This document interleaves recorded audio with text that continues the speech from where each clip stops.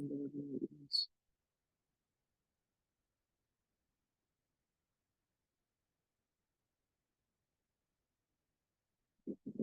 I think we have officially started recording, and I'll give it another 30 or 40 seconds. Let's just wait till 6:01. And I can't see the number of folks. I can't see folks hopping onto this. So, Naomi, just let me know maybe in 30 seconds how many people we have on call, and we can get started then.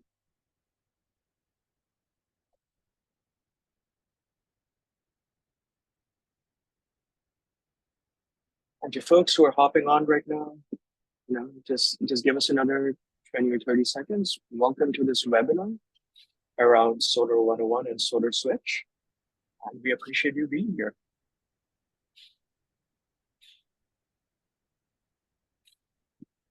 Okay, give another 15 seconds and I'll get started. We have about 13 participants. Wonderful, thank you. Okay, then let's wait no further. Let's get started. And once again, good evening, everyone. My name is Sukrit Mishra. I'm the DC Program Director and Solar Switch Coordinator at Solar United Neighbors. If you're here for the Solar 101 that goes over the program and the basics of solar, you're at the right place, and welcome aboard. And my aim over the next hour is to go into 3 areas. The first one is the program itself, the co-op, how we run this program, the major partners who are working with us on this. The second part is more around solar tech and financing. And the third part will be on how to sign up for this program and the timeline to expect. And with that, just a quick introduction on myself. Give me just 1 second. I'll try and move this over here if I can. There we go. Just a quick introduction. Like I said, my name is Sukrit Mishra, DC Program Director at Sun. I live here in DuPont Circle, which is in Ward 2. And in a nutshell, I coordinate the solar co-op and related programs across DC, Maryland, and Northern Virginia. I also work with our partners across the region on policy issues and pushing back on some of the stuff that has been proposed by local utilities. And yeah, that's what keeps me busy. Now, before I hop into the meat of the presentation, we just want to give some major props to some partners who we could not have done this program without. One of them is DOEE. They have their own initiatives and programs and offerings across the region. Solar Switch is great if you're looking to own your system, but DOEE has their very own programs, one of them being the Solar for All initiative. And I'll hand it over to Amanda here, and she can get into the nitty-gritty of this. And Amanda, you have the floor.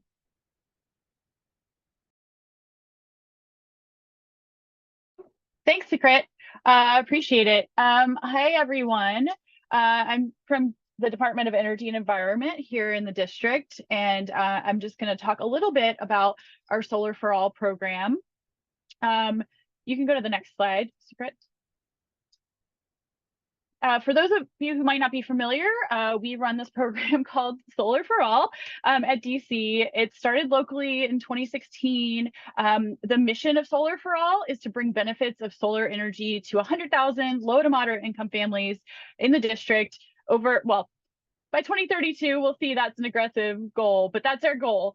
And what we do is we have 2 main components of the program. One is solar on single family homes. And so residents that own their homes are able to get solar panels for free if they income qualify, which I'll get into that detail a little later. And then the other piece, since 70% of the district lives in some sort of multifamily or is a renter in the district, we also work on community solar projects. So we have a number of projects throughout the city that has where solar is placed on larger buildings, think sort of solar farm, but in the built environment.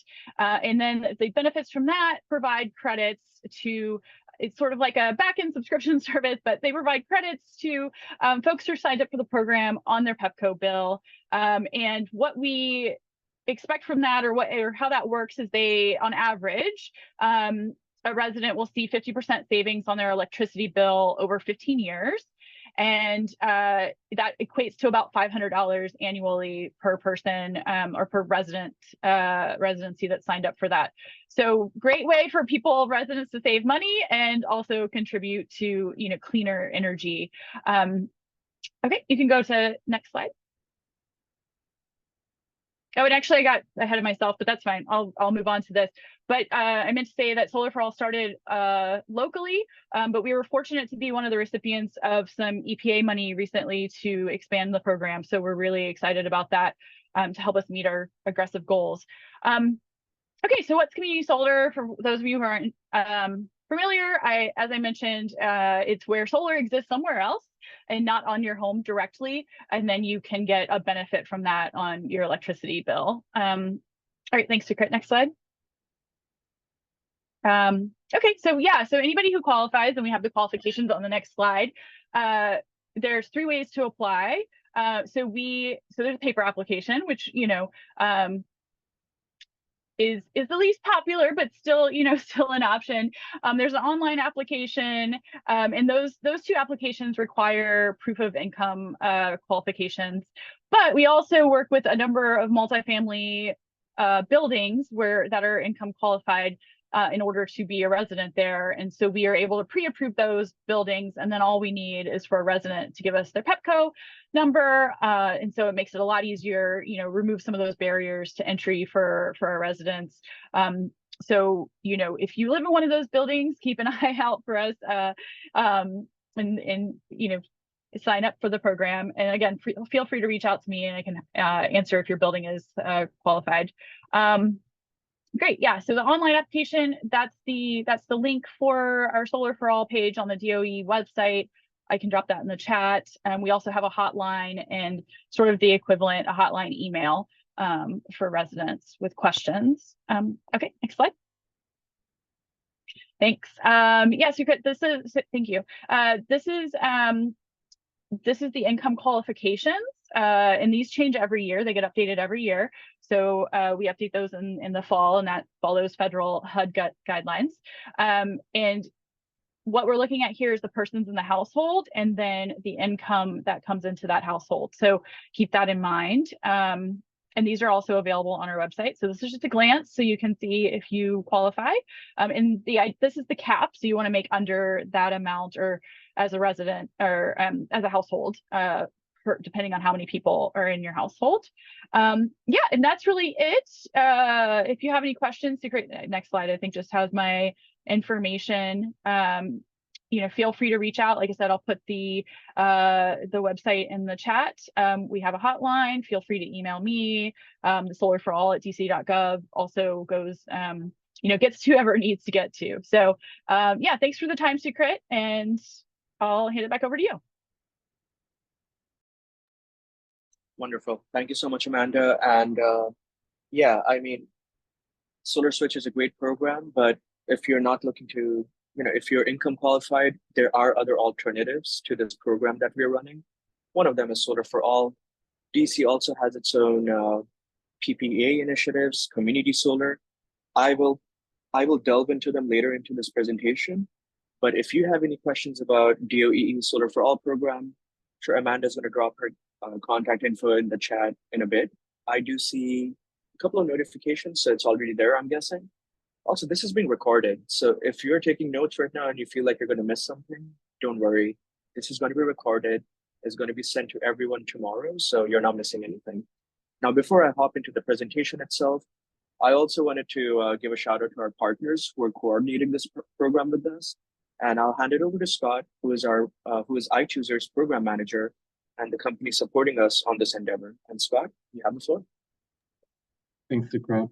As Sukrit mentioned, my name is Scott Annis. I'm Director of Community Engagement with iChooser. We're excited to participate in this program with Solar United Neighbors in the District of Columbia.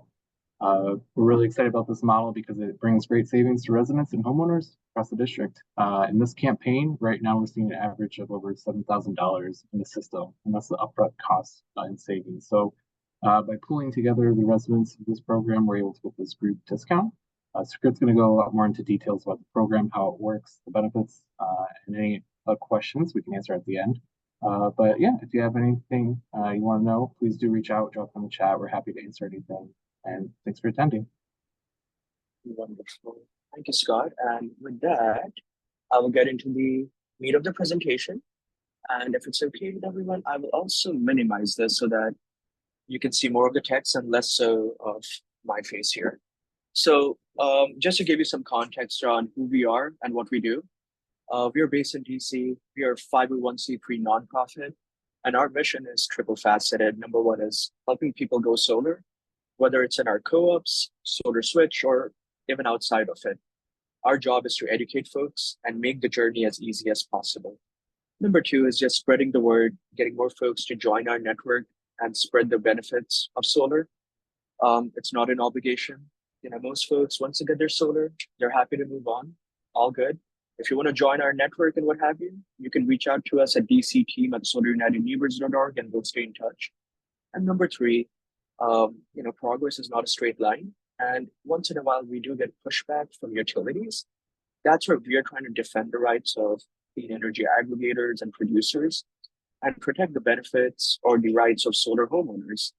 And that's our mission in a nutshell. And like I said, our theory of change, triple faceted, helping people go solar, joining together, whether that's online, in person, happy hours, we do it all. And number three, fighting for energy rights. We do get pushback against net metering. We get pushback from HOAs, but we do our best to represent solar owners across the country and help them along the journey. So that's our theory of change. Just a quick inception or origin story in terms of how we got started. This was back in 2007. The person you see here, that's Anya Spoolman, who is our company founder and executive director. That's her son on the right, Walter, and his friend Diego. This is back then. They watched this documentary, which I'm sure some people know here, Inconvenient Truth. It was around global warming. They got inspired, came back home, basically told Anya that we got to do something. Let's take some action or start making some moves in the clean energy niche. Anya got interested in solar. She did the research. Mind you, this was 17 years ago. And she realized how tedious and expensive the whole endeavor was. And that's when she started our very first own co-op or a bulk purchase campaign. And this was up in Mount Pleasant. And she bulked people up. I believe it was around 100 homeowners or friends and folks around the neighborhood. That was 50 homes. And that was the first co-op they ran. And the model was pretty effective. And then steadily, we expanded it to all wards across DC, then Maryland, then Virginia. And as of 2024, we are active we've got field staff in 11 states, as well as DC and Puerto Rico. We have members across all 50 states. We have run more than 400 co-ops, during which time more than 9,200 homes have gone solar. And this is just in our co-ops. There are a lot more folks who we have helped go solar outside of it. And we keep growing. So our mission at some point will be to expand to all 50 states in some field staff capacity. We'll see when we get there. In terms of our impact, 11 states as well as DC and Puerto Rico, and that's more than 10,000 families, 76 megawatts of solar installed. If you're not an engineer or solar professional, 76 megawatts, that's a lot. And in DC itself, it's more than 900 families, total megawatt size of around 5 megawatts. And the biggest cornerstone of our mission is making energy equitable and affordable, because it's the folks who are most burdened by the utility bills who can do with the benefits of solar. And with that, I'll get into the presentation. The first aspect will cover the program itself, Solar Switch. Some of you may have received direct mailers around this program. Some of you may have heard about it on our listserv, or just seen it on a farmer's market or what have you. I will go over the specifics of the presentation of the program today. The second part will be more around solar tech, and the last part will be solar financing. With that, I'll get into this. Let's see. There we go. So in a nutshell, what is Solar Switch? Like Scott said, it is a bulk purchase or group buying program for solar PV and battery storage systems for homeowners and small businesses across the DMV. When I say DMV, that's DC, parts of Southern Maryland, as well as Fairfax and Arlington counties in Northern Virginia. The two big benefits of this program is number one, really cost competitive.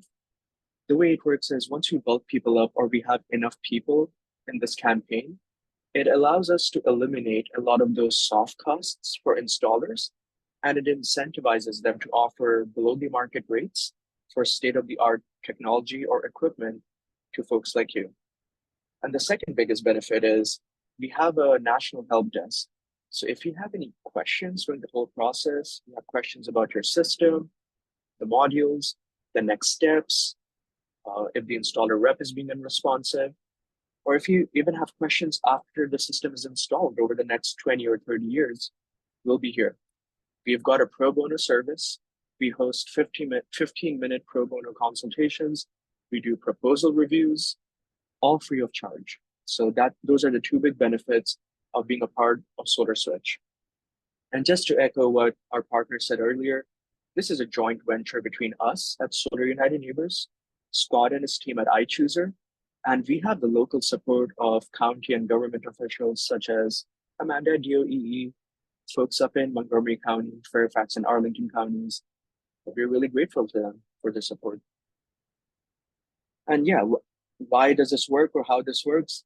Besides the fact that it's cost effective and the help desk that we have, the other big benefit is it's not an obligation to commit to solar once you sign up for this. Once you receive your proposal, once you have a read through your documents, once you have your consultation with the installer reps, you're not obligated to go solar with them. You can always opt out. Just let us know. We'll remove you from the program and we will refund you the whole $150 deposit. More on that later. But again, this is as streamlined as it can be, and we try to make your lives as easy as possible. The other big benefit is there's a huge regional impact. We try to scale it up as much as possible across the DMV, and we try to keep it as simple and as uniform as possible. We have 3 participating installers. It's a very simple model, and it's easy to follow. And on average, from what we have seen in recent campaigns, similar to the co-ops that we have been running since 2012 onwards, the average savings are anywhere from 15 to 25%. Of course, this varies. It depends on your system size, your utility bill, how many panels you're installing, other factors around the roof, shading, all that good stuff. So the savings do vary, but it is more competitive than the open market. Hassle-free process, you have the support of our help desk throughout the whole process. If you have any questions, we will answer them and support you free of charge. These are vetted installers. That's one of the big benefits here. In the traditional co-ops, we used to do what we call the selection committees. In this, the vetting and the analysis of the installers is much more intensive. With the support of our partners, we do a financial analysis. We evaluate how long the installers have been in the market. We want to ensure that they've been there for at least 6 or 7 years. And all 3 installers in this program have been. We look at the reviews online, look at the track record, we check references.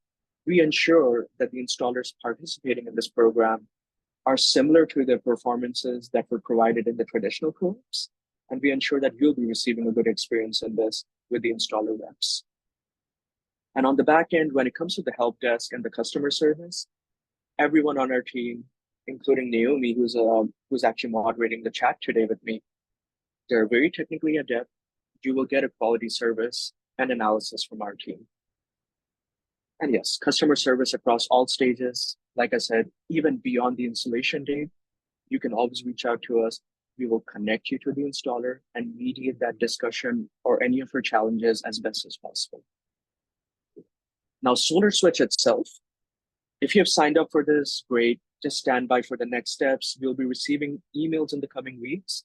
You can also reach out to us at dcteam@solarunitedneighbors.org if your sales rep is being unresponsive. For folks who are seeing this for the first time, this is what the process looks like in terms of the whole process. So once you sign up for the program, I'm guessing Naomi has dropped the link in the chat. It's solarswitch.com/ something along the lines of Washington, DC or what have you. But anywho, it's in the chat. Once you sign up or click on the link, there's going to be a registration page. I'll walk you through it. Once you fill out that registration page, you'll automatically receive a personal recommendation. It is customized to your roof and all the responses you provide on that form. If you like that recommendation, or if you want to find out more about the next steps or work with the installer, that's where we ask you to basically accept the recommendation and proceed forward by paying that deposit. Like I said before, it's a 100% refundable deposit of $150. It just lets us know which folks are interested or serious about going solar with the installer reps or the installers, and helps us filter out the serious candidates. So if you change your mind after paying the deposit, you will be refunded 100%. Once you pay that deposit, you will be connected to the installer rep. And when I keep saying the installer rep, I mean Solar Solution. They're the vendor that's selected in this program. We've been working with Solar Solutions since 2016. They're one of the biggest installers in the region. Their price in this program per watt is very, very cost effective or competitive. It's the best one in the market. And if you like their proposal, you can make a decision, accept it. And after that, they will proceed with the permits and all that other stuff. They will handle that with the local government and proceed with the installation. And I'll get into the details. So when I say the registration page, this is what you can expect when you click on this or when you go to the website. It's going to ask you some basic questions around your property, the kind of roof you have. Do you have a flat roof, a slightly steep or slope roof, or a very steep roof? And then there are going to be questions about the roof material. Most roof materials are good for solar. The only exception would be slate roofs. Installers are a bit more hesitant or cautious with slate roofs simply because they're a bit more fragile. They're very delicate to deal with and they don't want to cause any damage. But when it comes to metal roofs, asphalt shingles, anything related, they're a good fit for solar. You'll have questions around the number of stories on your house. Is it just one floor, a couple of floors? It lets us know the elevation and the amount of shade you'll be receiving. We'll be asking you questions around your utility bills, your goals for the system. Are you looking to install a system that covers 100% of your electricity needs, 50, 20, a smaller system? It depends on you. Once you fill out this form, this is the second part of the form. So again, we ask you for your contact info. That data stays with us. It's confidential. It is, we keep this so that the installer knows how to contact you and help you with the consultation process. It's not sold to any third party. This is all kept confidential. Once you fill out that form, you then receive a personal offer or a customized recommendation based on the responses you have provided. That recommendation will include the size of your system, the equipment that's being used, and there'll also be specifics around the warranties.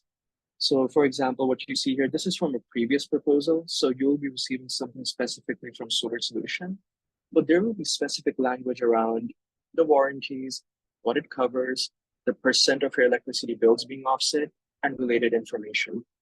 And again, this is not set in stone. If you decide to accept this offer and pay the deposit, then you get in touch with the installer.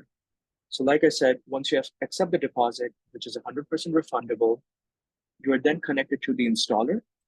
And that's where they will walk you through the whole process, do the consultation, and they will be happy to customize those numbers or those finer details based on your needs. This is not set in stone. You can customize that with them once you pay the deposit.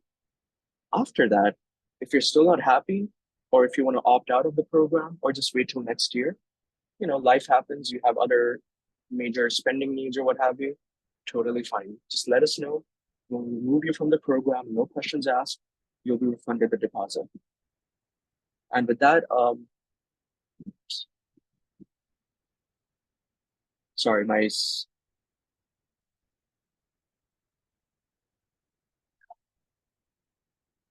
Siri got activated, but back to the presentation. And with that, I'll move into the second part of the presentation. And I'll actually take a quick pause here. I do see some notifications in the chat. Naomi, any questions or anything I can answer for anyone?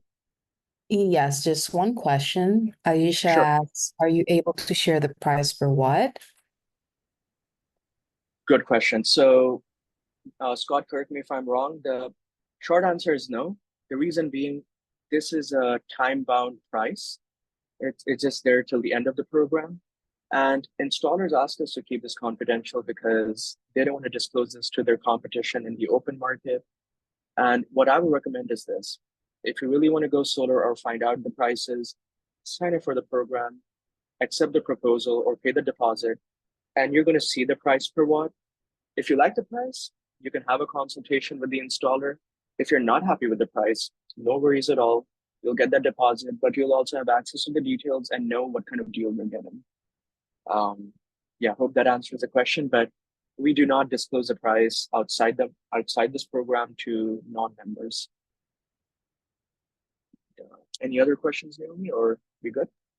We are good, thank you. Wonderful.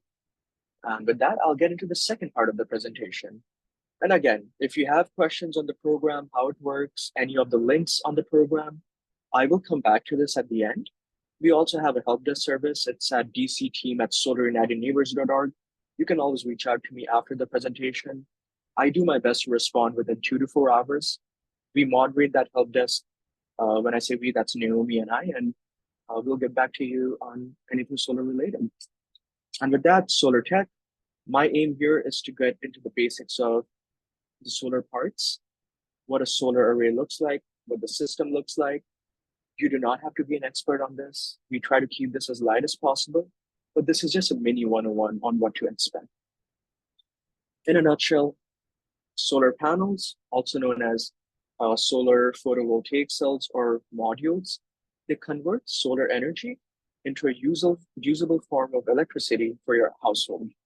The example you see here, this is an example of a ground-mounted system. And again, it's not just one panel, it's usually a collection of them. And that's where we call it a solar array. It's a collection of more than one panel. And that's what you're going to see on your roof when you talk to the installer or their sales rep. They're going to refer to this as a solar array.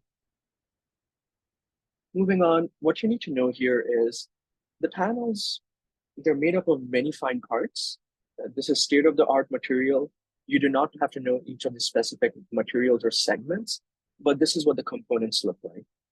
And like I said, it's very durable. The dimensions are 5.5 by 3.5 feet. And it's got a high wind rating, very durable, can take a lot of stresses. And these systems or panels are designed to withstand a lot of forces for at least 25 to 30 years. They're producing up to 80% of their peak electricity production in year one by the end of their lifetime. By the end of their lifetime, I mean year 25. People still continue to use them even beyond that, but some people switch to a new system because that's where the warranty ends. So it's totally up to you. The next thing you should know is the panels themselves don't go directly on the roof. They need some sort of a medium in between the roof and the panel. This medium is called the racking system. That racking system is there to protect the physical integrity of both the roof and your system as well. And it depends on your roof. This is an example of a recent installation in DC itself for one of our co-op members. And depending on the roof, sometimes there are penetrations required. If you do not want that, there are other ways to also rack the system up. It just depends on the configuration and the material of your roof. And again, there is roofing warranty and other warranties that cover this. It's rare that anything ever goes wrong. If it does, the installer has you covered. So yeah, that's what a racking system is. This is another example. This is an example of a standing metal seam roof. This is one of the instances where the racking system is not penetrating the roof. Instead, it's glued to the roof and it's clipped. So it's still durable. It can still withstand a lot of wind forces. It's got a high wind rating. And this is still very durable and very sturdy. This is an example of a flat roof. Sometimes it's angled slightly to optimize your solar production. Again, this is going to be between you and the installer rep. They'll let you know what the best configuration is. Speaking of orientations and all that stuff, these are some of the questions we always get on our help desk. And these are fair questions. In DC and Maryland, roofs are smaller, there are more trees around the properties, and that area on the roof is on the premium, or you really have to make it count. So this is what this is the criteria that installers use when they're evaluating your roof. The first one is the orientation of the roof. Ideally, or the best case scenario would be south facing roofs. Without getting into too much of astronomy, we're in the northern hemisphere. If this is the sun, we're leaning into the sun. And because we're leaning into it, installers ideally look for south-facing roofs. East and west are also good directions when it comes to roofs for solar. The only exception here would be, in most cases, north-facing roofs alone are not a good fit for solar. They can produce some energy during those peak solar summer months, but it's not enough to justify a good payback on your system. And that's something installers usually turn down. Now, if you feel like you're in the gray area, let's say you might have a good roof or you may not, you can still apply. You can still reach out to us on the help desk. We do roof reviews for free. We will let you know if you're a good fit. And if not, we can share some resources around ground mounted systems, power purchase agreements, community solar. It is still possible to go solar in DC outside of this program, so we still want to make it possible for you. The second and third criteria are interconnected. And what I mean by that is it's okay to have a little bit of shade on your roof, but if it's too excessive, your roof might be turned down. Installers don't usually have a magical number, but usually they're looking for at least 200 square feet of open roof space when it comes to solar. If you're on the border, let's say you're around 170 or 180, they might still pass you. But there's a reason they're looking for that much space, because they want to justify this investment in terms of the payback period. So if there's too much shading on your property, on your roof, it might be turned down. But again, if you're in the gray area, if you need a second opinion, we're here for you. We're happy to do a roof review and let you know if it's a good fit. Lastly, the most important one is a newer undamaged roof is more preferred. I'll be less strict on the newer, because what I mean by that is solar systems or panels are going to be on a roof for the next 25 to 30 years at least. If you know your roof has been aging or it needs replacing in the near future, I highly recommend getting that done before installing a system. Because what happens in the worst case scenario, or we have had instances where it's an old house, they install the system, 5 or 6 years into the installation, they realize that the roof was really weak or really, really, really old. The installer has to come by, deinstall the system, fix the roof, reinstall this, and this is not free of charge. There's an added cost for this. So if you need a second opinion on the quality of the roof, you can reach out to the installer. They have roofers. They'll let you know if it needs replacing. And if it does, it can be added to the costs of the system itself, and I'm sure they can make a good deal on it. But this is something we recommend getting checked. Again, I know we have a mini FAQ on this on the website. I think Naomi will drop it in the chat, so feel free to have a read. And if you need a second opinion, reach out to us. And the alternative to rooftop systems are ground-mounted systems. If you have ample space in your backyard or on your property, you can install a ground-mounted system to escape the shade or any other factors on your roof. The big benefit of ground-mounted systems is they can be angled or optimized to face as much of the sun during those peak sun hours as possible. And the big upside is they tend to produce a bit more solar energy or solar power than roof systems because they can be angled. On the flip side, one of the considerations is there's a lot of trenching, digging, and other configurations involved in ground-mounted systems, which is why they're pricier than rooftop systems. So installers are happy to consider this if you have enough space in your backyard or on your property, but it comes at an added cost. So just a consideration if you're on a budget. The next component, in addition to these solar panels, are inverters. What the inverters are doing is basically, once the sunlight hits the panels, it comes in the form of DC or direct current. DC cannot be used by your house. So that DC power then goes to the inverters and it's converted from DC to AC or alternating current. Once the conversion happens, it then goes through your panel and into your house.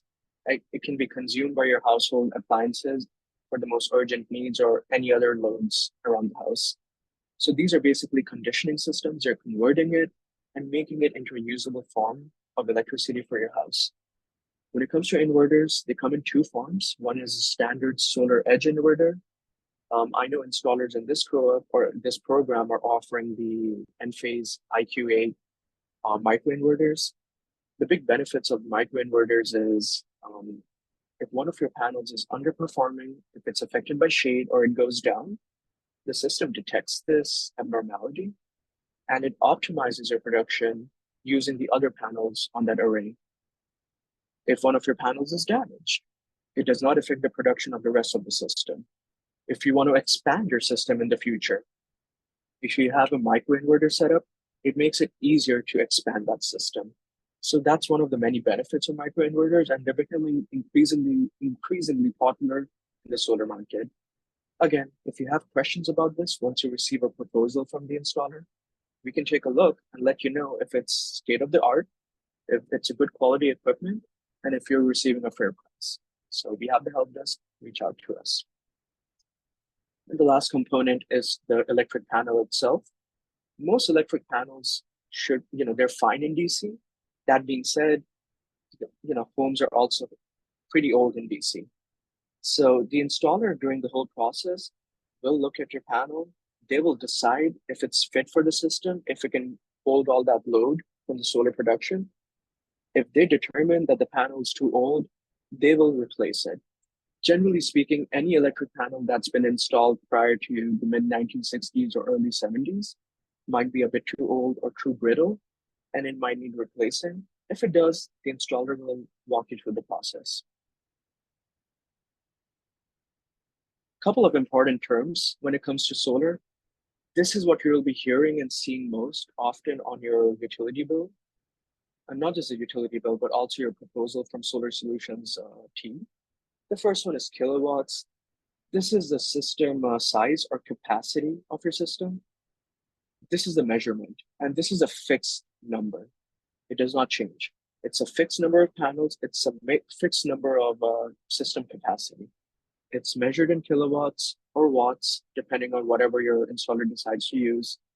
The second term is kilowatt hours or kWh. Now this changes. This is a production from your system during different parts of the day. It might be producing more electricity during those peak sun hours. When I say peak sun hours, that's anywhere from 9 in the morning to 4 in the afternoon in DC. That's when the kilowatt hour production will be at its peak. During those off-peak hours, it will be less so. So that varies. I'm elaborating on this because I get this question all the time where I have two neighbors, they install a similarly sized system, but their production varies. And their big complaint is, well, they pay the same as me, but they produce more. And the reason is it might be shading on your roof, it might be the quality of the panels, it might be the angle of the roof. There are a lot of factors which affects the production on your roof. Generally speaking, in DC, the average system size is 6 to 7 kilowatts, but that's the average. Some folks really oversize their system. They can go up to 10 or 12 kilowatts. Sometimes they do it because they might be expanding their system. They might be buying an EV in the future.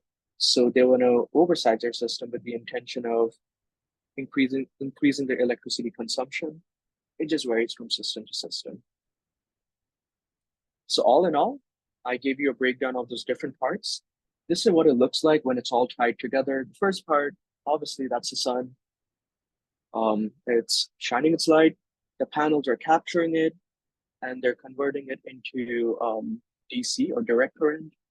That cannot be used by the house, so it goes through the through the microinverter, and it's converted from DC to AC, and it goes through the electric panel and through your house. This is where another big benefit of solar systems comes in. There will be times for DC residents where your system's producing more than you need.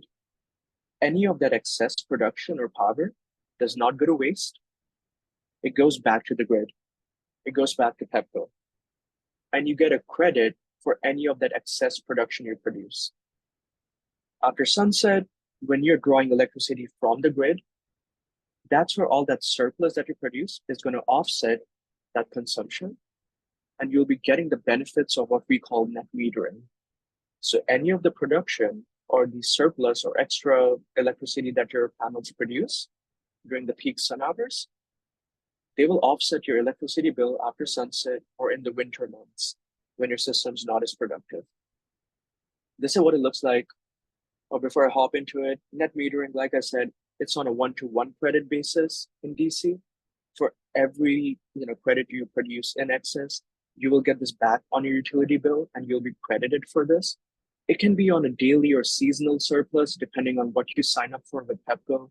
And this is an annual billing cycle. And just as an example, this is what it looks like. Again, this just an example. Let's say, after sunset, you're consuming electricity from the grid via Pepco, and you're consuming 300 units. However, during those peak sun hours in the morning and afternoon, your solar system was not just covering 100% of your needs, it was going beyond that. Let's say it produced an extra 250 kilowatt hours. That 250 will offset some of this. Instead of you paying on your utility bills for 300 kilowatt hours, you're just paying for 50. So it's offsetting some of those needs. That's one of the big benefits of net metering. And this is not available to every US resident across the country. This is just in specific states and regions. Folks in Virginia and Maryland also receive this benefit. Some other states, less so. So it's a privilege. This is something we're fighting to preserve because you get the benefits of solar even after sunset because of net metering. It is a dense topic. I've tried to make it as simple as possible. So if you have any questions, I know Naomi probably dropped the resource in the chat. Have a read. And if you have more questions, you can reach out to us. And the last part of this of solar tech is, battery backups and power outages. Accidents happen. Sometimes the grid can go offline, less so in DC, but it could happen. When the grid goes down, even if you have a solar system installed, as a safety mechanism, that solar system is also shut off when the utility grid is down. It's not up to us or the installer. It's a safety mechanism mandated by the utility because they don't want your solar system sending out any extra production back to the grid when the utility folks are up there trying to restore it, could cause an accident. So if you live in a region or a part or a ward where you're affected by frequent outages, if you know that you have medical equipment or anything, any emergency load that can never go offline, that's where battery backup comes in handy. The battery backup is interconnected to your solar system. So if you have a power outage, the solar system is still running, it's interconnected to the battery is connected to your house. You can use that production for any major electricity needs or major loads in your house. When I say major loads, that doesn't mean your backyard jacuzzi. It's more like, let's say, the fridge or any other medical equipment or something really, really urgent or pressing that cannot go offline. Because we have had this question where folks interconnect their 5 ACs to the battery backup during the peak summer hours or peak summer months, and they complain that the battery drains out after an hour or so. You have to be very selective of what you interconnect that to. We do have a battery guide, and it should be in the chat. What I would also add is, in our most recent co-ops, we did not sell any battery backups. This is not something that's really popular with DC residents simply because they don't need it. The grid's pretty reliable. This is a nice backup to have. These appliances or these features are more popular in our Florida program, in Texas, in Puerto Rico, because if you're hit by the hurricane season, you have to be ready for contingencies. In DC, less so, at least for now. And like I said, it might be a good addition or feature, if you have medical equipment or something critical, it is pricey. The average battery backup or battery unit is anywhere from $10,000 to $15,000 extra on the solar system. So just be wise on how you decide to invest in this, and just see if you really need this. And yeah, this is our battery backup. That's a link over there. It's better to access it in the chat, but there it is anyway. The last thing in this section is some of the most basic questions we get. Warranties. The solar system itself or the panels have an average warranty of 25 years.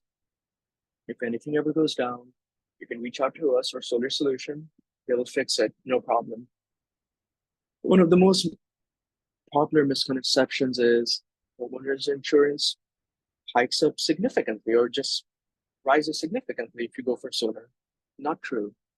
There are a lot of green insurance providers. There are a lot of options out there in the DMV which give you a competitive rate. And solar is also seen as an asset on homes. So that's another misconception. Maintenance, one of the big benefits of solar is once a system is installed, once you get the permits, most of the hard work is done. For the next 25 to 30 years, the system's going to sit there. It's going to do its job. You don't have to intervene. It'll be producing the electricity, and it doesn't need any, micromanaging. It requires minimal maintenance during its lifetime of 25 to 30 years. If you see leaves on the panels, if you see any dirt on the panels, you can schedule a cleanup. You can ask a professional to stop by and clean that up. Please do not get up there and fix that yourself. We do not recommend it, because that's going to be the least of your problems if you get up there. In addition to this, let's see, HOAs in DC, they cannot prohibit you from going solar as long as it says so in your contract. They cannot block you from going solar.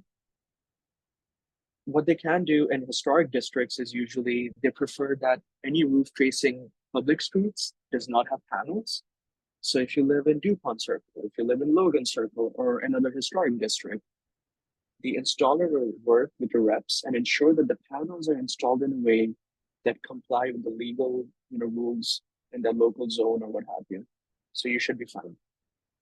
How big of a system you need? We cannot answer this until we have access or we understand what your goals are. How big a roof is, how much shade you have on the roof. So it's a lot of variables. We cannot promise anything off the bat without having access to this. So this is a question we get all the time. We need to know what your average electricity bill is, your goals, and all that stuff before we can give you a number. And again, these are just some of the questions. We have a very, very detailed FAQ on our website with the most common questions. You're welcome to read up on it. It's also in the chat. And we are a bit short on time, so I'm going to pause for questions at the end. So I'll get into the last part, which is solar economics. And going back to Solar Switch, one of the reasons we can offer competitive rates is because solar costs have come down significantly since 2010. It used to be a niche product, a boutique product. Not anymore. It's more accessible. What also helps is back in 2022, I think it was in the fall, when the IRA or Inflation Reduction Act bill was passed. And two of the big benefits over there were there was a 30% ITC or federal tax credit. What that basically means is if you have a large enough federal tax liability, you can apply 30% of your total solar costs and redeem that. What I mean by that is, let's say theoretically, I'm just using numbers here, you install a system and the solar system costs you $10,000. You can apply 30% of your federal tax liability or $3,000 on that system and deduct it from it. Now, this only applies if you have a large enough federal tax liability. One of the big benefits of this is this liability can be rolled over from one fiscal year to the other until 2032. You do not have to have a large enough liability in just 1 year. It can be rolled over into the other one and the other one for the next 8 years. That was one of the big provisions of the IRA bill. There are other benefits, but that's one of the big ones. The reason we can offer a lot of these competitive rates in solar switch is we're eliminating a lot of soft costs for installers. So the reason we have this chart is what you can see here is the operating costs for solar installers have come down significantly. Around 50 to 60% of the costs for installers are around marketing, permitting, advertising, door-to-door canvassing, and all that stuff. By running this campaign, we have removed that from their business model. We have aggregated or brought people together, and that incentivizes them or allows them to offer competitive rates to you folks for premium modules for a limited time. So, that's one of the big benefits of Solar Switch. Again, going back to the federal tax credit, like I said, after the IRA bill was passed, it's going to stick to 30% until 2032. If you install solar after that, it goes down to 26% and then down to 22% in 2034. So it's here to stay. If you're looking for a major incentive when it comes to solar, this is it. This is at the federal level. I'll get into DC level incentives after this. Here are some examples. So I know you see a lot of numbers. Don't panic. I'll just give you an example of what it looks like in DC. And this is the example pricing based on recent trends. Just one disclaimer. When I say $3 a watt, this is the market rate in DC. This is not our rate. We're offering a cheaper rate than this. We just can't disclose it, but it's much more competitive than this. That's all I can say for now. But this is how the numbers line up or stack up in DC. So I'll just use the 4 kilowatt system as an example. It's a smaller system, but 4 kilowatts is also 4,000 watts. Installers will charge you by the watt on your solar proposal. So multiply 4,000 by 3, that gives you 12,000. If you have a large enough federal tax liability, 30% of 12,000 is 3,600. That can be deducted from your solar installation costs. SRECs, also known as solar renewable energy credits. Let's save it for the end of the slide. I'll get into it, but that's another deductible that's going to reduce your upfront costs. So your net costs can come down to around $2,500. Now that's upfront. The big benefit of installing solar is you're offsetting a lot of the electricity that you would be taking from the utility. So in the first year, instead of you paying around $650 to Pepco, you're saving that by installing solar. Over 10 years, with the escalators that you see each year, that number goes up to around $6,900. Over the system's lifetime, which is 25 years, you're actually making money out of this. The payback for solar systems in DC is usually 4 to 6 years. After those initial 4 to 6 years, you're making money and you can stand to make around $17,000 from a 4 kilowatt system. If you go with the 8 kilowatt, that goes up to 34 grand, and so on. Going back to my previous point on SRECs, this is important, but I also don't want to confuse folks. Also known as solar renewable energy credits, this is a production incentive. It's a virtual credit. And what it basically means is every time your system or your solar system produces 1,000 kilowatt hours of clean solar energy, the government has this incentive where you get one virtual credit or SREC. When you get this SREC, you can sell it to an SREC broker and you can make money out of this. This matters in DC because there are different SREC options. If you Google it and you look at the open market right now, one SREC is being sold for around $400. For a 4 kilowatt system, again, just an estimate, you can stand to make around 5 SRECs in 1 year. Multiply 400 by 5, that's another $2,000 you're making in, just as a passive income by installing solar. DC has the best SREC market in the country. In Virginia, the prices are anywhere between $30 to $40 an SREC. which is around 10% of DC. Maryland, it's around 50 or $60. Pretty decent. Again, well below DC. And this is why we keep talking about SRECs. We have fought for this in the Clean Energy Amendment Act, which was passed a couple of years ago. It's a big benefit. You know, keep your SRECs. We have a 101 on this, which I'm sure is in the chat now. It can be a bit dense, but it's of huge benefit to solar owners in DC. Again, these are theoretical numbers. They may vary based on your system size. In addition to just owning the system or solar switch, there are financing options through the DC Green Bank, Clean Energy Credit Unions. You can find out more on our website. And there are third-party options. Like I said before, and what Amanda said before, there's community solar, there are PPAs, you could do a solar lease.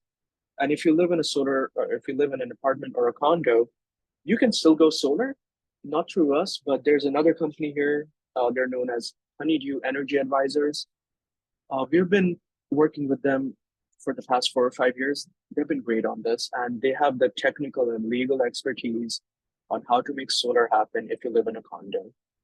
So if you want a referral to them, we're happy to make a connection. So what do you do next? I know it's a lot. This is being recorded, so you can always go back to this, but you can continue learning. And the next step is, if you feel like you're a good fit for Solar Switch, if you want to participate in our program, again, it's not an obligation. You can always opt out. You can sign up here on this link. It's also in the chat, and spread the word. This program is open for another month. It's open till July 24th.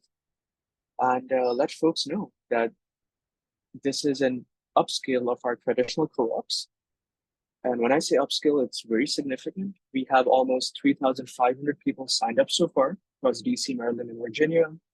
Scott, correct me if I'm wrong. I think we have almost 700 people who have paid their deposit and are working on the next steps. So, we're just excited because this is the biggest program so far for the past 10 years, and the numbers are just growing for the next 4 weeks. And with that, the last thing I would say is the timeline. The program was launched last month, or 2 months ago on April 1st. It's open till July 24th. We ran a reverse auction in May. We selected 3 installers. Solar Solution was one of them. Once you receive the proposal or your offer from the installer, that's the deadline, which is July 24th. And then with that, we'll get on with the installations.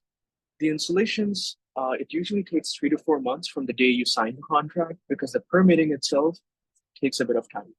That's out of my hands. That's outside Solar Solutions' hands. It's there's a backlog. So permitting takes anywhere from 3 to 4 months. But we are aiming for all installations to be completed by the end of January, early February. And, assuming there are no holdups or supply chain crunches, which there shouldn't be. So, yeah, this is the tentative timeline we have. I'll stop talking. I know it was a lot to process, but yeah, I'll break here. This is my help desk contact info if folks want to drop an email. And I see a lot of chatter. I cannot see any questions, but yeah, Naomi, I'm happy to answer anything you were not able to cover. We have some question here. Let's see for the last that were not answered. Aisha asked, can you take advantage of net metering and selling SRECs? That's one of the first ones. Yeah, short answer is yes. Net metering is there for DC residents. It's not going away anytime soon. If you're tuning in from Virginia, where your utility is Dominion, just a heads up, you have net metering now. It might be phased away in the near future. We're actively fighting to protect it, but just a heads up. But in DC, that's one of the benefits that's here to stay. And SRECs, they're here to stay as well. Go to SREC Trade or Soul Systems website if you want to see the prices. Also, just a heads up, if you do install a system and if you want to work with Soul Systems, they're one of the big SREC brokers.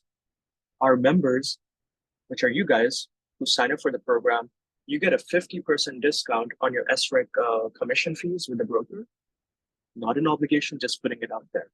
So yeah, those are the 2 big benefits for DC residents.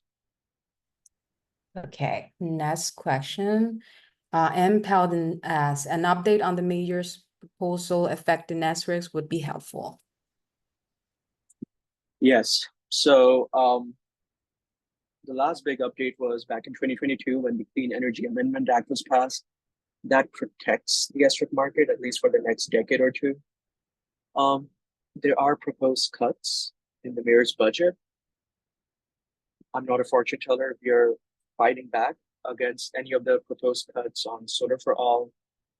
Not to get too technical, but there's an REDF and SETF fund, which is also linked to the SREC market.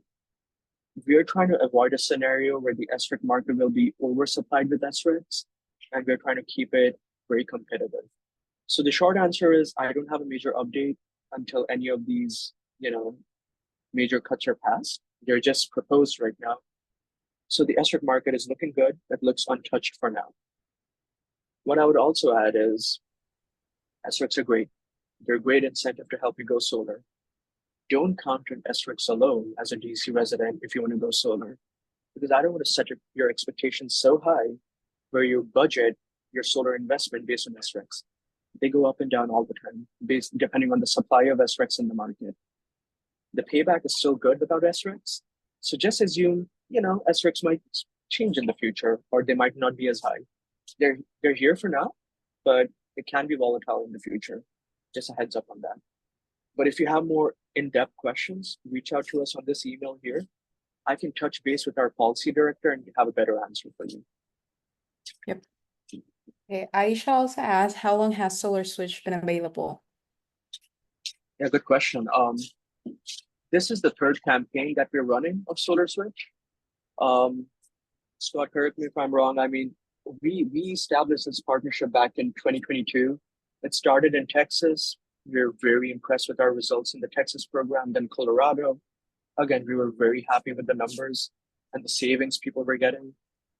In the capital region, it was launched in April last year. That was the first campaign. We did another campaign in fall last year, and this is the third campaign. So it's been great so far. And like I said, the early trends and the sign-up numbers have been very, very impressive. So yeah. I do want to say I really advise for anyone who has like in-depth questions to reach out to us. I'll put the link to our help desk again for you guys in the chat. Yeah, out of respect for everyone's time, I can answer these all night. I'm a chatty person, but I know people have better things to do.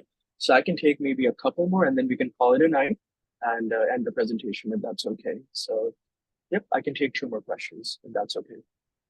Okay, just to answer, Bob Chivil asks, how do he get access to the recording of this webinar because he missed the first 30 minutes? Yeah, no worries. I mean, if you're here, I'm assuming you had RSVP to this webinar and you had the link, which means we have your information, which means you'll be receiving a recording automatically tomorrow in an email. If you do not receive it by end of day tomorrow, give us a heads up. We will follow up on this email and send you a specific recording. So you're not missing anything. And no worries about missing the first 30 minutes. You will have a recording. You can always go back and see the rest of it. Thank you. Let's see. Can we take 2 more questions? Just yeah, of course. Yeah, no worries. Okay, so Siri Mickle says that he's in DC and has a 3 on his property that is blocking his best option for 100% solar. He will still, I may be able to get around 75%. Is it possible to get that tree removed to get 100%? So he's talking about getting a tree removed. Is that his big concern here? Just to get to, up to a... Okay. Short answer is yes, it can be done. I don't want you removing any trees because it is aesthetic and that's up to you. FYI though, I know you might need a permit or some sort of an application for that tree removal. So you can work with the installer and see what the next steps are there. It's not as simple as it looks. So what I would recommend is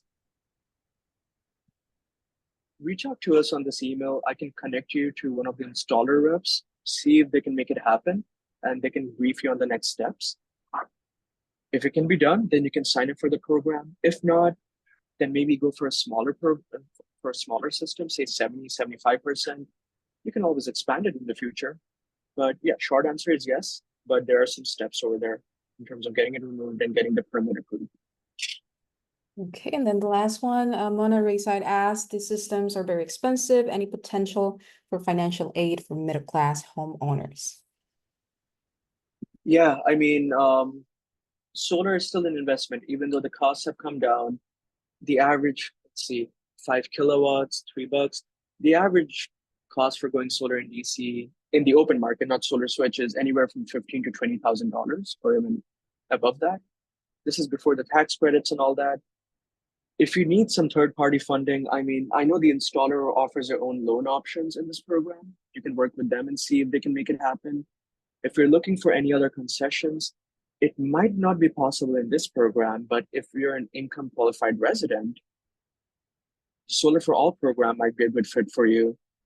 DOEE has a goal of installing 100,000 income qualified installations by 2032. I know Amanda dropped her email earlier. Drop her an email, see if you're income qualified, they can make something happen. You can also reach out to DC Green Bank and the local credit union and see if they can make something happen here. But yeah, those will be your best bets over here. You can work with the installer in this program, look at their loan products, work with DOEE and the SFA program, or local credit unions and the DC Green Bank. And we have a DC listserv. So reach out to us on this email. I'll add you to the listserv. You can look for other financing options there and see if there's something more financially feasible then. Okay, I think I'm going to end it over there because we are over time. But thank you so much. Thank you so much for tuning in. I hope this was worth your time and you can walk away feeling a bit more insightful in the basics of solar. And yeah, if you have any questions, you can always reach out to us and you'll be getting a recording tomorrow. And with that, I'll stop it over here and you all have a good night. Thanks again.